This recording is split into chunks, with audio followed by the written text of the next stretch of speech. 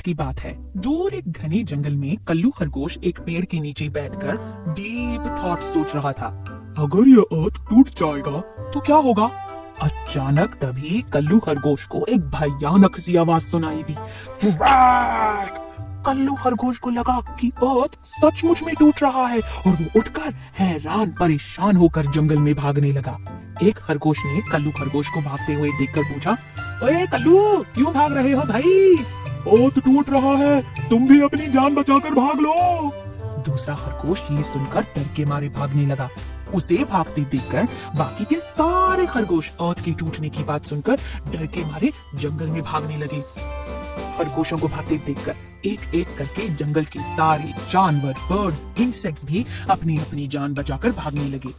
जंगल का राजा शेर एक हिल पर लेटे धूप खा रहा था।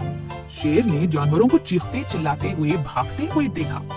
शेर राजा भागकर भीड़ के सामने रुककर जोर से दहाड़ने लगा। रुक जाओ! सारे जानवर शेर के दहाड़ने पर रुक गए। कहाँ भाग रहे हो सबके सब? अर्थ टूट रहा है राजा साहिब, आप भी भाग चलो, एक पैरट ने कहा। तुम्हें किसने बताया? शेर राजा ने पूछा। मुझे बंदरों से पता चला साहिब, पैरट ने जवाब दिया। जब बंदरों से पूछा गया तब पता चला कि उन्हें अर्थ के टूटने की बात हिरणों से पता चली और हिरणों को हाथियों से, हाथियों को टाइगर्स से और टाइगर्स को भेड़ियों से। ऐसा करते करते बात आई खरगोशों पर और फिर आकर रुकी कल्लू खरगोश पर। शेर ने कल्लू खरगोश को बुलाकर पूछा, तुम्हें कैसे पता कि अर्थ टूट रहा है? मैंने अपने कानों से सुना है सरकार, कल्लू खरगोश ने जवाब दिया। अच्छा, शेर पूछने लगा, मुझे उस जगह ले चलो। कल्लू खरगोश शेर को उस पेड़ के पास ले गया जिसके नीचे वो कुछ घंटों पहले लेटा हुआ था। शेर ने देखा कि वो एक नारियल का पेड़ था और कल्लू खरगोश को पत्थरों पर गिरते हुए नारियल की आवाज आई थी।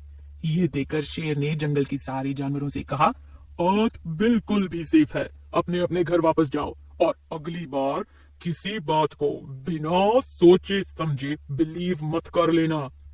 ये सुनकर सारे जानवर रिलीव्ड हो गए और फिर से